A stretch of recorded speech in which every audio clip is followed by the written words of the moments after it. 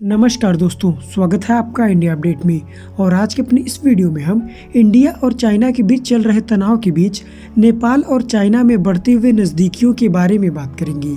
दरअसल दोस्तों, चाइना ने अभी हाल ही में तिब्बत रूट के जरिए हर सप्ताह नेपाल को अपने सामानों का एक्सपोर्ट करना शुरू कर दिया है, जो इंडिया के लिए बहुत बड़ी बात है। दरअसल दोस्तों, भारतीय सीमा पर 2015 के दौरान अघोषित आर्थिक नोटबंदी के बाद नेपाल में भारत पर अपनी निर्भरता को कम करने की मांग उठने लगी थी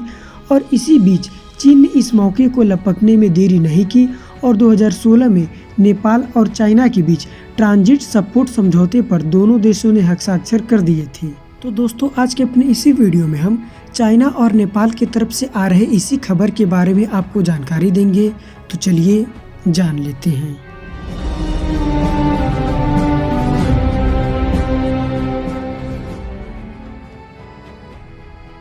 दोस्तों, भारत और चीन के तनाव के बीच नेपाल और चाइना के बीच नज़दीकियां लगातार बढ़ती ही चली जा रही हैं। जहां एक और पूरी दुनिया हांगकांग को स्वायत्तता के मुद्दे पर चीन की नीतियों का विरोध कर रही है, तो वहीं नेपाल ने हाल ही में उसकी वन चाइना पॉलिसी का खुलकर समर्थन किया है और नेपाल ने भारत से लिपुलेख को लेकर सीमा विवाद में भी चीन को शामिल करने की तमाम कोशिशें की थी। लेकिन दोस्तों, इन तमाम घटनाक्रमों के बीच भी नेपाल और चाइना ने आर्थिक साझेदारी को मजबूत करने की दिशा में एक और बड़ा कदम उठा लिया है। दरअसल दोस्तों, चीन ने तिब्बत रूट के जरिए हर सप्ताह नेपाल को अपने सामानों को पहुंचाना शुरू कर दिया है। हालांकि इसे लेकर मीडिया में कोई भी खास चर्चा नहीं की जा रही है। दोस्तों, पिछले ही सप्ताह चीन के शियान प्रांत से मेडिकल आपूर्ति और निर्माण कार्य की सामग्री को लेकर पहला कार्गो जहाज तिब्बत के शिगात से पहुंचा, जिसमें नेपाल के लिए 390 टन और $13 लाख का सामान लेकर एक कार्गो चीन के झामलाओ से तिब्बत के शिगात से पहुंचा। दोस्तों, यहाँ हम आपको एक बार फिर से बता दें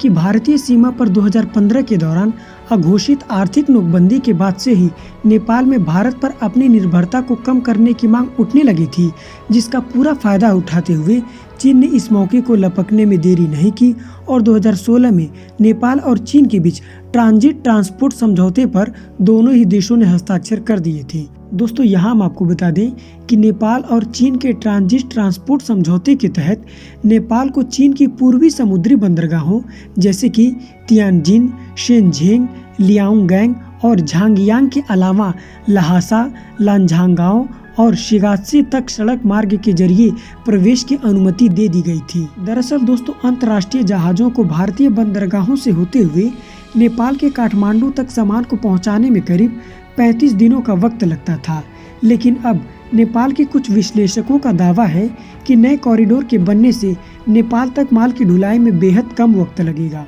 कुल मिलाकर दोस्तों, चीन नेपाल में भारत का विकल्प बनना चाहता है और इसके लिए चाइना ने नेपाल से कनेक्टिविटी को बढ़ाने के लिए एक रेलवे लाइन बनाने पर भी काम कर रहा है। वहीं दोस्तों, बीजिंग में नेपाल के कार्यवाहक राजदूत सुशील लम्सल ने कहा है कि नए कॉरिडोर के जरिए यातायात सुविधाजनक और समय की बचत करने वाला होगा। इसके अलावा लागत के मामले में भी यह प्रतिस्पर्धी रहेगा और हम भविष्य में अंतर्राष्ट्रीय व्यापार के लिए चीन के बंदरगाहों का और भी ज़्यादा इस्तेमाल करेंगे। अब दोस्तों, अगर इन सभी चीज़ों को एक साइड में कर दिया जाए तो चीनी रूट से व्यापार करना नेपाल के लिए इतना आसान भी नहीं होगा, क्योंकि दोस्तों, चीनी मेनलैंड से तिब्बत के शिगात से पहुंचने में ट्रेन को करीब 10 दिनों का वक्त लगता है। इसके बाद दोस्तों, सामान को ट्रकों में लोड कराया जाता है और नेपाल के बॉर्डर तक पहुंचने में भी 2 दिन का वक्त लग जाता है। इसके अलावा दोस्तों, 2015 में भूकंप के बाद से नेपाल की तरफ की सड़कों की हालत अभी भी खराब है और सामानों को नेपाल के भीतर ले जाने के लिए छोटी छोटी लारियों में लादना पड़ता है। वहीं दोस्तों, चीन से नेपाल को सामान मंगाना भारत की तुलना में महंगा भी पड़ेगा, क्योंकि दोस्तों, कई एक्सपर्ट का कहना है कि शियान नेपाल कॉरिडोर की तुलना में